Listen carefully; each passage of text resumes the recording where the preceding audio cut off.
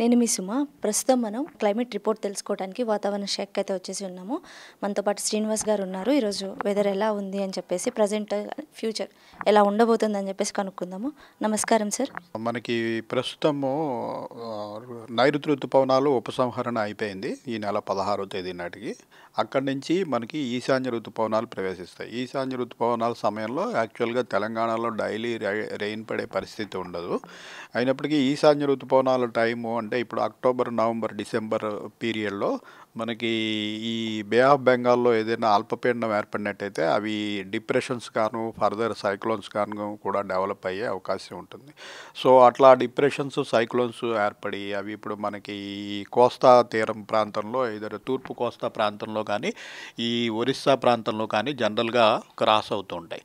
అది తీరాన్ని దాటిన తర్వాత మనకి తెలంగాణ మీద ఎఫెక్ట్ ఎక్కువ ఉంటుంది. అదే మరీ స్ట్రాంగ్ సిస్టమ్ అయ్యి సైక్లోన్గా ఉన్నట్టయితే అది తీరానికి దగ్గరగా వచ్చిన దగ్గర నుంచి తీరం దాటిన తర్వాత వరకు కూడా మనకి రెయిన్స్ పడుతూ ఉంటాయి ఒక 4-5 రోజులు. మనకి గత 4-5 రోజుల క్రితం మనకి ఇటు తమిళనాడు తీరం దగ్గర ఈ ప్రాంతంలో ఒక అల్పపీడనం ఏర్పడింది. అది మొన్నటికి తీవ్ర అల్పపీడనంగా మారి చెన్నైకి దగ్గరలో తీరాన్ని దాటి తర్వాత ఈ రకంగా ప్రయాణించింది. సో దానివల్ల మనకి గత 3-4 రోజులు కూడా ఇంచుమించుగా దక్షిణ తెలంగాణలోని జిల్లాలు ఇటు నల్గొండ, సూర్యాపేట, నాగర్ కర్నూలు, మహబూబ్ నగరు, ఇటు వికారాబాదు, సంగారెడ్డి ఈ ప్రాంతంలో వర్షాలు పడినాయి.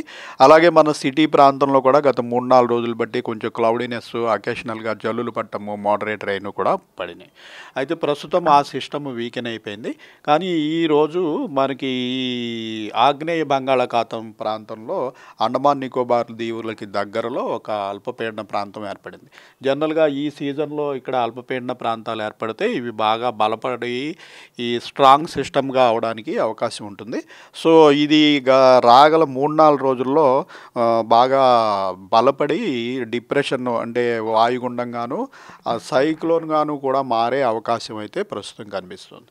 సో ఇది తీరానికి దగ్గరగా వచ్చిన తర్వాత మనకి తెలంగాణలో కూడా రెయిన్స్ ఉంటాయి. ఇది నార్త్ కోస్టల్ ఆంధ్రప్రదేశ్ కానీ ఇటు భువనేశ్వర్ మధ్యలో కానీ తీరాన్ని దాటితే ఆ తీరాన్ని దాటిన 2-3 రోజుల తర్వాత కూడా మనకి రెయిన్స్ అనేవి ఉంటాయి. సో ఈరోజు ప్రస్తుతం మనం ఇటు అరేబియన్ సముద్రంలో కూడా ఒక అల్పపీడన ప్రాంతం ఉంది. దీనివల్ల ఈరోజు మనకి దక్షిణ తెలంగాణలోని కొన్ని జిల్లాలు అంటే సూర్యాపేట, నల్గొండ, ఇటు నాగర్ కర్నూలు, యాదాద్రి భువనగిరి ఈ ప్రాంతంలో కొంచెం భారీ వర్ష సూచన ఉంది. సో ఒక 5-6 జిల్లాలకి ఈరోజు ఎల్లో అలర్ట్ ఇవ్వడం జరుగుతుంది. ఈ రోజు నుంచి 4-5 రోజుల్లో ఈ సిస్టమ్ మళ్ళీ దగ్గరికి వచ్చిన తర్వాత మళ్ళీ మనకి ఇటు ఈశాన్య తెలంగాణలోని జిల్లాలు అలాగే దక్షిణ తెలంగాణలోని జిల్లాల్లో భారీ వర్ష సూచన ఉంటుంది. సార్, అల్పపీడనం అంటారు, ఇది సైక్లోన్గా మారే అవకాశం ఉందని మనం 2 రోజుల ముందే చెప్పుకున్నాము. సో అది ఇప్పుడు మారుతుందా? ఇది ఈరోజే అల్పపీడనంగా మారింది. ఇది పూర్తిగా సైక్లోన్ అవుతుందా లేదా అన్నది రేపు సాయంత్రానికి కానీ క్లారిటీ రాదు.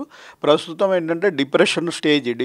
ఇప్పుడు సైక్లోన్ తర్వాత తీవ్ర అల్పపీడనం తర్వాత తీవ్ర అల్పపీడనం తర్వాత వాయుగుండము తర్వాత తీవ్ర వాయుగుండం తర్వాత సైక్లోన్ తర్వాత తీవ్ర సైక్లోన్, ఇట్లాగా స్టెప్స్ ఉంటాయి.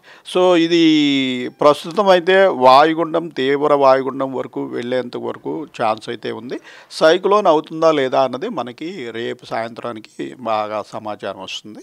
ప్రస్తుతం ఏంటంటే మనకి ఈ కోస్తా ఆంధ్ర ప్రాంతంలో అయితే విస్తృతంగా బాగా వర్షాలు పడతాయి.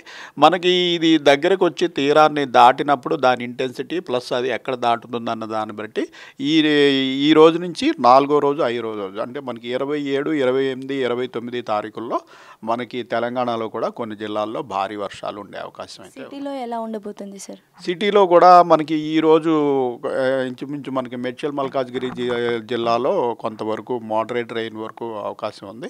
ఇటు రంగారెడ్డి, హైదరాబాద్ జిల్లాల్లో కొద్దిపాటి జల్లులు పడే అవకాశం ఉంది. రేపు ఎల్లుండి కొంచెం డ్రై వెదరే కొనసాగుతుంది. మళ్ళీ 4-5 ఈ రోజు నుంచి 4-5 అంటే 27, 28, 29 తారీఖుల్లో మనకి సిటీలో కూడా కొంచెం క్లౌడీనెస్, మోడరేట్ రెయిన్ వరకు అవకాశం ఉంది.